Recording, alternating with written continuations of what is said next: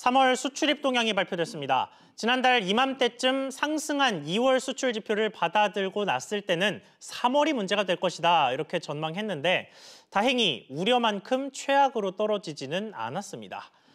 그런데 이제는 또 4월이 문제라는 이야기가 나옵니다. 이번엔 우리나라가 아니라 물건을 사줘야 할 유럽과 미국이 문제입니다. 그렇다면 체감상 소비도 경기도 완전히 얼어붙었는데 3월 수출이 선방한 이유는 뭐였을까요? 그리고 앞으로는 얼마나 또 언제까지 안 좋아진다는 걸까요?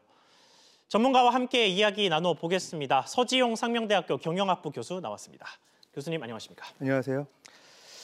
네, 먼저 수출입 동향 지표부터 좀 짚어보겠습니다. 수출이 0.2% 감소했고 수입은 0.3% 줄었습니다. 이게 뭐 물론 줄기는 했습니다만 이렇게 조금 줄어들 거의 강보합이라고 할 정도로 조금 줄어드는 게 다소 좋긴 한데 의아하다라는 반응들이 좀 많았어요. 어떻게 보십니까? 예, 뭐 결론적으로는 다행이고요.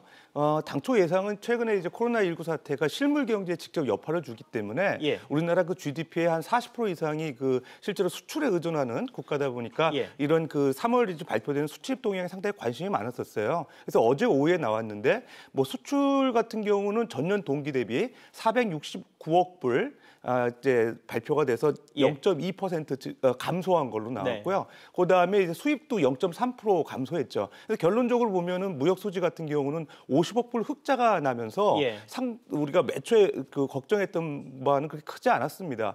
실제로 그 수출 물량이 대체로 모든 그 품목에서 많이 늘었어요. 그러니까 액수로는 좀 줄었는데 물량은 오히려 많이 늘었더라고요. 그러니까 20개 그 수출 품목 중에서 17개가 수출 물량이 늘었고요. 우리나라 주력 그 수출 품목이죠. 석유화학, 그다음에 그 반도체, 소비 제품 이런 것들이 대체적으로 많이 올랐고요. 반면에 이제 그 수출 단가가 떨어졌죠. 그러니까 수출 물량은 보통 그 13.1% 상승했고요.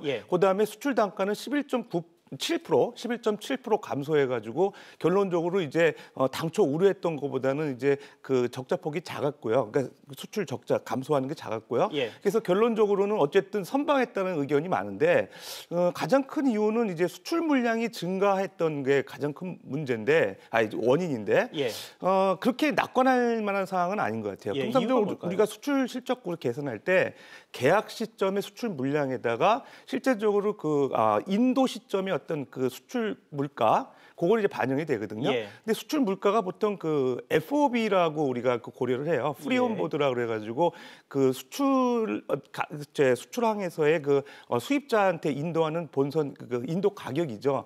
그게 실제적으로 계약할 때 가격하고 그 수입자한테 인도할 때 가격 시차가 존재해요. 그러다 보니까 실제적으로 지금 코로나19 사태가 확산된 게 한 70여일 정도 됐는데 그 계약했을 때 그 가격은 실질적으로 한 3개월 이전일 가능성이 많아요. 그 가격이 고정이 되는 건가요? 그러니까 그러면? 실제적으로 계약했을 때 가격이 사실 그 인도했을 때 가격하고 이제 시차가 발생하면서 그 가격이 달라지는 거죠. 그러니까 최근에 어떤 그 뭐 원유 가격 이런 것들이 많이 떨어지면서 석유화학 제품 같은 경우 수출 단가 많이 떨어졌는데 계약 당시 같은 경우는 실질적으로 이제 수요가 어느 정도 좀 있는 상황에서 이제 계약이 많이 체결됐죠. 그러다 보니까 계약 시점하고 인도 시점의 그 물량 차이의 가격 차이 때문에 결과적으로는 이제 수출 단가가 이제 떨어지고 물량은 이제 증가한 상태에서 수출 실적이 상대적으로 이제 소폭 감소한 걸로 나타난 거죠. 그러면 그 계약 당시의 가격이랑 물량으로 결정이 됐을 때 그 가격이 지금 3월 통계에 반영이 됐다 이렇게 보면 되는 건가요? 그러니까 물량은 계약 당시에 그 물량이 반영된 거고요. 그다음에 가격은 이제 그 수출자가 수입자한테 수출항에서 인도할 때 가격이 반영되니까 통상적으로 한 3개월 정도 시차가 있을 걸로 보여요. 그럼 환율 같은 경우는 어떻게 반영이 됩니까? 환율 같은 경우는 실제적으로 이제 인도했을 당시에 고려가 되고요. 근데 보통 원유 가격 같은 경우는 수출 단가에서 미리 이제 선도 가격으로 반영이 됩니다. 왜냐하면은 워낙 그 원유 가격 같은 건 변동성이 있기 때문에 그 계약 체결 당시에 선도 가격이 고려돼서 실질적으로 이제 수출 단가가 이제 픽스될 가능성은 있어요. 근데 대체적으로 다른 가격들 같은 경우는 그 수출하는 사람이 수입자한테 인도했을 당시에 그 가격이 고려가 되기 때문에 통상적으로 이제 물량 처음 계약했을 때 가격 상황하고 그 인도했을 때 가격 시점이 달라지기 때문에 예. 아마 제가 생각했을 때는 그 계약 당시에 그 수출 가격들이 조금 많이 이제 높았을 것 같아요. 근데 예. 실제적으로 이제 그 최근에 뭐 원유 가격도 많이 떨어지고 여러 가지 경기가 나빠지면서 이런 그 가격들이 많이 인하되는 요건들이 그 수출 그 물가에 반영되면서 전체적으로 이제 수출 가격이 떨어지고 그 수출 물량은 늘어나고 그런 괴리 현상이 생기지 않았나 생각됩니다. 그렇군요. 알겠습니다. 자, 그리고 이 부분 한번 짚고 넘어가야 될 것 같은데요. 저희가 2월 수출입 통계가 나왔을 때, 그러니까 지난달 초에 2월 통계가 나왔을 때 전체 수출이 늘기는 했지만 설 연휴라는 변수 때문에 조업일수 차이가 나서 일평균으로 봤을 때는 오히려 크게 감소했다. 이런 식의 분석을 내놓은 적이 있었습니다. 3월은 좀 어땠습니까? 그러면? 예, 3월은 그 6.4% 감소했습니다. 그러니까 예. 지난 2월 달에 그 11.9% 이제 일평균으로 봤을 때 수출 실적이 감소한 거에 비해서 보면은 감소세가 둔화됐죠. 예. 상당히 그 고무적인 일입니다. 그러니까 전체 무역 수지 50억 그 흑자 난 게 이제 98개월 연속으로 흑자가 난 것도 상당히 긍정적인 신호였고요. 예. 그다음에 그 일평균 기준으로 봤을 때 그 감소세가 둔화된 것도 이번에 상당히 그 기대했던 거 이상으로 좋은 실적이었습니다. 그 두 가지 실적이 좋았고 그 물량도 늘어난 건 좋았는데 결과적으로 이제 수출 단가가 떨어지면서 수출 채산성이 악화되고 있는 건 우려할 만한 상황이죠. 네, 그렇군요. 자, 해외 이야기로 잠깐 넘어가 보겠습니다. 이게 우리가 수출을 했는데 어떻게 이렇게 선방을 했나를 좀 뜯어보니까 중국 쪽으로 수출이 좀 잘 나갔더라고요. 아무래도 중국이 제일 먼저 코로나19 사태로 영향을 받았고 그리고 이제 회복기도 가장 먼저 맞이를 했다 보니까 이제 수입을 좀 많이 하게 되는 산업이 좀 살아나는 이런 것 때문에 그나마 우리 수출이 좀 선방을 한 것 같은데 뭐 유럽과 미국은 이제 시작이어서 상황이 좀 어떻게 앞으로 중국의 긍정적인 효과가 더 클지 아니면 미국과 유럽의 부정적인 효과가 더 클지 이 점이 좀 궁금한데 어떻게 보십니까? 우리나라 그 수출 의존도가 중국이 높잖아요. 그런 상황에서 상당히 우려되는 부분인데, 근데 이상하게 중국이 최근에 이제 그 확진자 수가 8만 천여 명에서 크게 늘지 않고 있어요. 예. 그러다 보니까 좀 진정세가 있는 것 같고 상대적으로 이제 미국과 유럽은 이제 확진자 수가 늘어나고 있고요. 예. 근데 이제 그 중국 같은 경우는 실제로 보게 되면은 이제 우리나라 그 3월 주차별 일평균 수출액 같은 경우에 1월 달에 이게 사실 그 우리가 그 한 4억 불 정도가 유지가 됐었거든요. 예. 그다음 2월에 사실 그게 많이 줄었어요. 중국의 그 대체적으로 그 공장들이 많이 가동을 중단하면서 우리나라 현지에 나가 있는 기업들 한 1,189개 정도 되는데 그 기업들이 상당적으로 이제 문을 닫고 하면서 부품 조달하는 데 어렵고 그래서 생산이 많이 가동이 중단되면서 2월에는 한 일평균 그 이제 그 수출액이 3.6억 불 정도로 이제 많이 떨어졌는데 예. 다행히도 3월에는 이제 4.5억 불 정도 수준으로 회복되면서 중국 수출하는 그 상황은 지금까지는 큰 문제가 없다 그래요. 네. 다만 이제 유럽이나 이제 미국이 이제 앞으로 문제인데 뭐 다행스럽고도 현재까지는 이제 유럽 같은 경우는 주로 자동차 수출을 이제 친환경 차 위주로 많이 하고 있고 예. 미국 같은 경우도 사실은 이제 반도체 수출을 하고 있는데 현재까지는 큰 문제는 없다고 하는데 앞으로 이제 시차가 반영이 돼가지고 지금부터 해가지고 확진자 수가 늘어나는 게 4월, 5월, 6월 달에 이제 반영이 됐을 경우에 수출 물량이나 단가에서 좀 부정적 여파가 있지 않을까 생각이 됩니다. 그렇군요. 자, 그리고 이제 이번 달은 3월 지표가 이제 줄줄이 나올 시점이죠. 이게 코로나19가 우리나라에서 본격화된 게 3월이다 보니까 이 지표에 특히 많은 관심들 가지고 계실 텐데 이제 얼마 뒤면 정말 몇 분 뒤면 소비자 물가 동향이 발표가 됩니다. 8시쯤에 발표가 되는데 이게 뭐 금방 뚜껑이 열리는 자료이긴 합니다만 물가를 좀 전망해 본다면 어떻게 나올 거라고 보십니까? 예, 물가 지수가 상당히 많이 하락했을 가능성이 있습니다. 예. 뭐 참고적으로 이제 2월에 산업 활동 동향 그 우리 지표를 보게 되면 소매 판매 근데 소비죠. 소비가 실질적으로 전월 대비해가지고 6% 정도 감소한 걸로 나타나고 있거든요. 예. 실제로 그런 거 보면은 최근에 이제 그 뭐 오프라인에서 이제 실제적으로 소비를 안 하는 그 성향들이 강해지기 때문에 예. 결과적으로 그 물가 지수는 이제 많이 떨어지지 않았나 예측이 되고요. 앞으로도 사실 그런 그 소비자 물가 지수가 이제 하락하는 국면들은 상당 기간 지속되지 않을까 생각이 되고요. 특히 이제 그 뭐 생산이라든지 투자 이런 쪽도 지표가 안 좋기 때문에 앞으로 이제 그런 점들을 주목해서 봐야 되고 그다음에 이제 17일 날에는 이제 고용 지표 발표되고 예. 23일 날은 이제 한국은행에서 이제 경제 성장률 1분기가 발표되잖아요. 그런 지표들이 계속 줄줄이 나와 있는데 예. 상당히 좀 우려되는 부분들이 있습니다. 그렇군요. 자, 그리고 요즘 경제 이야기하면서 이 주제를 안 다룰 수가 없습니다. 긴급 재난지원금 이야기인데요. 이게 뭐 지금 최근의 이슈는 뭐 누구에게 100만 원 줄지, 그러니까 그 상위 30%를 끊어내는 걸 뭔 기준으로 할 거냐 이게 이슈이긴 합니다만 이 부분은 잠시 내려놓고요.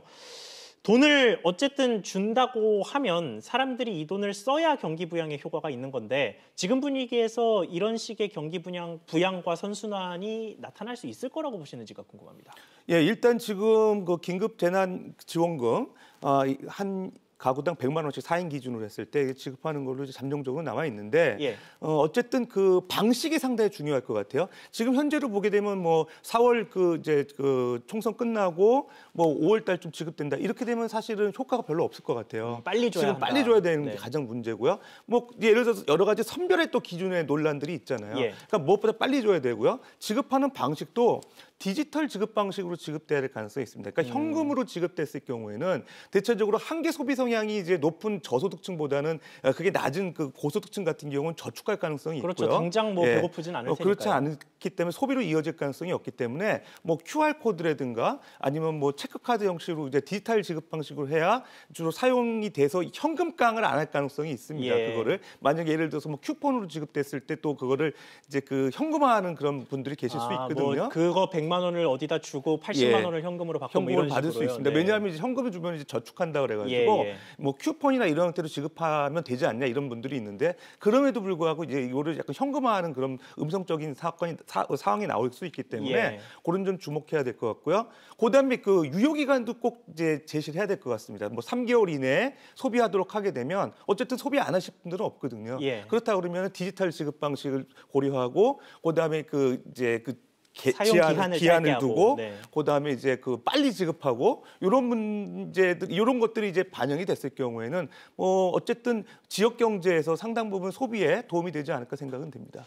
그렇군요. 자, 그런데 이 와중에 식량 대란 우려가 나옵니다. 사실 우리나라 같은 경우야 뭐 마트 가면 여전히 식자재가 충분히 공급되고 있는 상황이어서 웬 식량 대란이 일어나느냐 하는 시청자분들이 좀 있으실 텐데 외국 마트에서는 식자재가 동나고 있는 것처럼 외국의 해외 국가들이 이제 식량 관련해서 국경을 닫아 걸고 있다고 하더라고요. 수출을 잘 안 하려고 하고 그 자기네 나라 안에서만 소비를 하려고 하고 이런 식의 현상이 벌어지고 있다는데 이러면 결국 식량과 관련된 물가가 줄줄이 오르게 되는 것 아닙니까? 그렇습니다. 이제 다행히도 우리나라는 사재기가 이제 나오지 않고 있는데 예. 해외 주요 국가들 같은 경우는 사재기 현상들이 지금 많이 있어요. 예. 그러다 보니까 이제 뭐 쌀 수출국이죠. 동남아의 뭐 베트남, 그다음에 이제 캄보디아 이런 나라들이 대체적으로 이제 쌀 수출을 금지하고 있습니다. 최근 예. 들어서. 그다음에 이제 카자흐스탄 같은 경우도 밀 이제 생산해서 출하는 국가인데 예. 밀 그 수출을 최근에 이제 금지하는 조치를 발효하고 있습니다. 그러다 보니까 결과적으로 주요 생산 어떤 해가지고 이제 수출하는 이제 쌀이라든가 밀에 대한 그 공급 차질 우려가 나오는 거죠. 그러다 보면은 결과적으로 우리나라 같은 경우는 지금 이제 밀을 갖다가 해외에서 전량 수입하고 있죠. 미국이나 뭐 이제 캐나다, 호주 이런 데서 전량 이제 수입하고 있는데 예.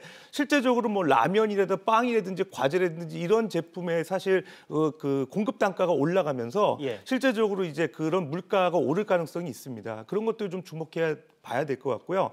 뭐 작년 말인가요? 뭐 2019년도에 그 글로벌 식량 안보 지수에서 예. 우리가 113개국 중에서 29위로 나왔거든요. 아주 높지도 낮지도 않은 낮지도 않습니다. 그 거기 수치네요. 보면은 뭐 이제 정부가 이제 어느 정도로 효과적으로 식량을 공급할 수 있는지, 그다음 식량 구매력, 그다음 식품 안정성 이런 걸로 평가를 한다고 하는데 예.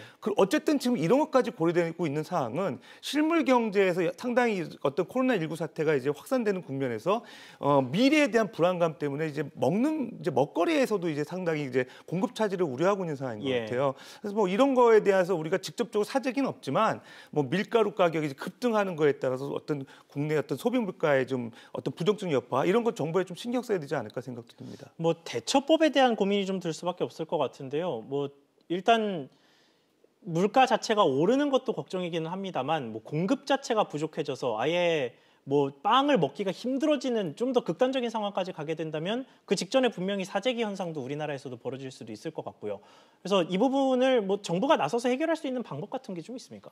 뭐 일단 그 재고를 좀 확보하는 게 필요할 것 같아요. 그러니까 예. 우린 다행히도 사재기를 안 하기 때문에 정부가 좀 비축 물량을 좀 확보하고 있다가 예. 예를 들어서 물가가 이제 급등하는 현상이 나올 때 조금씩 풀어가는 그런 그러니까 쌀에 대해서 시행하고 있는 그런 거를 그런 다른 좀 쪽으로까지 필요할 것 같고요. 네. 최근에 보게 되면 실제로 그런 현상이 나타나고 있어요. 미국 제 선물 식물 시장에서 곡물 가격이 급등하고 있거든요. 예. 그런 것들이 미래 어떤 그 공급 차질을 우려해서 이제 가격이 급등하는 현상이기 때문에 국내에 이제 비축하고 있는 쌀이라든지 밀 이런 것들에 대한 정부가 컨트롤을 좀 해야 되겠죠. 최근에 이제 우리 마스크 대란 났을 때도 상당히 어떻게 보면 초기에 이제 그런 사재기 현상을 우리가 대책을 방비를 못 하고 있다 그런 좀 불편함을 겪었잖아요. 곡물 같은 경우는 또 아주 중요한 필수 이제 식자재이기 때문에 이런 점에 대해서는 정부가 좀 주관하는 그런 조치도 필요하지 않을까 생각이 됩니다. 그렇군요. 알겠습니다. 자, 마지막으로 정부가 뭐 우리나라뿐만 아니라 세계 각국 정부가 열심히 경기 부양 및 뭐 방역 등등 뭐 많은 노력을 하고 있습니다만 시장이 딱 원하는 대로 정부의 의도대로 굴러가지는 않는 것 같습니다. 지금 뭐 재난지원금 지급과 관련해서도 계속해서 잡음이 나오고 있고 소상공인들에게 대출을 해주겠다고 했더니 뭐 여기저기서 다 거절을 당해서 아무데도 못 갔다더라라는 소상공인들도 나오고 있는 상황인데 정책을 하나 추천해 주신다면 어떤 정책을 좀 추천해 보실 수 있겠습니까? 예, 뭐 정부가 여러 가지 소상공인 지원 정책 이런 것들 뭐 효과적으로 잘 지금 내놓으려고 좀 준비를 많이 하시고 있고요. 또 워낙 많은 그런 그 대책 회의에서 이제 그 지원책들이 나오고 있어서 뭐 구체적으로 이제 한 가지만 딱 말씀드린다 그러면 그 금융 지원에서 좀 소외되어 있는 사각지대가 있는 것 같아요. 예를 들면 그러니까 뭐 중소기업이나 소상공인들 같은 경우 금융 지원 지금 대책이 나오고 있는데 뭐 스타트업 예를 들어서 처음에 그 소상공인보다는 이제 규모가 크고 중소기업보다는 이제 매출 실적이 좀 적은 스타트업 기업들 같은 경우는 지금 상당히 좀 금융 지원 어려운 것 같아요. 왜 그러냐면 보통 이제 그 대출을 받거나 신용 보강을 해줄 때 전년도 매출 실적 대비 얼마만큼 감소했는지를 많이 물어보거든요. 근데 보통 스타트업 같은 경우는 매출이 없거나 시제품 형태로만 출시되어 있는 그런 기업들이 많아요. 그러다 보면 이런 기업들이 이제 대출 받을 때 상당히 어려움이 있을 것 같습니다. 그런 그 스타트업 그 기업들에 대한 지원책 좀 마련돼야 될 것 같고요. 그다음에 또 두 번째로 이제 그 프리랜서라든가 특수 고용직에 있는 분들 이런 분들도 사각지대에 있을 것 같습니다. 예를 들어서 뭐 그 방과 후 교사 뭐 이런 분들 같은 경우 특히 계약이 미뤄졌으니까 그런 분들 특수 고용직 여부에 대해서 확인 막 하고 있는 상황이에요. 그다음에 또 뭐 주민자치센터에서 근무하시는 분들 이런 분들에 대한 그 스테이터스가 상당히 이제 모호하기 때문에 정부 대책에 적용이 되는지 여부가 상당히 좀 그 궁금한 사항들이 있거든요.